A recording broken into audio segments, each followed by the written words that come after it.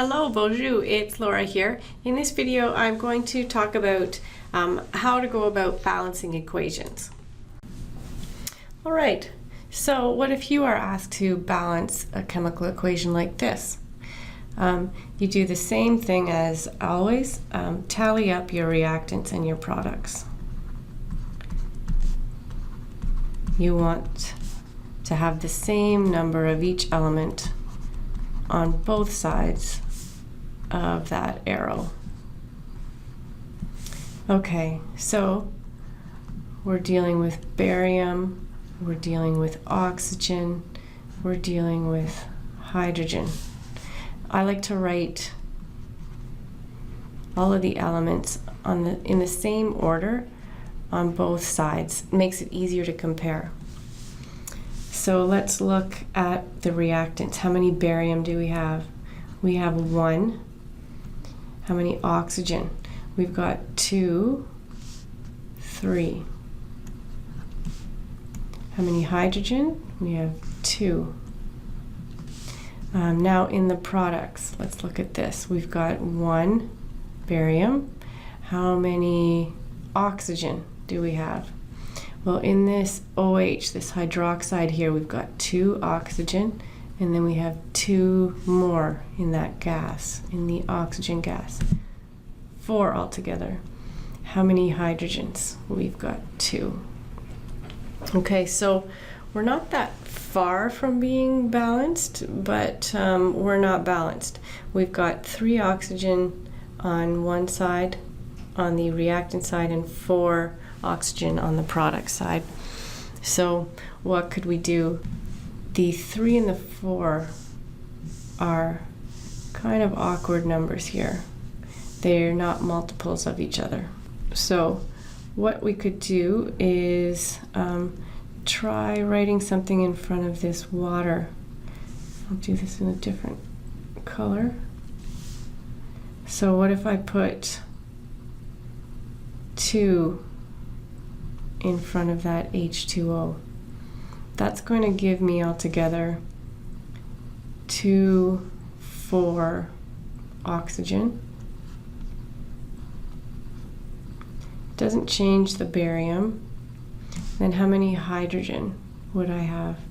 So I've got 4 altogether. Okay. So we've got our oxygen balanced, but now our hydrogen's not balanced. So can we do anything with that? Why don't we try putting a 2 in front of the barium hydroxide? See how that changes things. Okay, so if I put a 2 in front of the barium hydroxide, now I've got 2 barium. How many oxygen do I have? I've got 2 in this hydroxide, and I've got 2 of them. So altogether I've got 4, plus I have 2 more here. So I've got 6. How about the hydrogen? I've got 2 here in the hydroxide, and I've got that multiplied by 2. So I've got 4 hydrogen altogether. Okay. But now the issue here is I've got my hydrogens balanced, but I don't have my oxygens or my barium balanced anymore.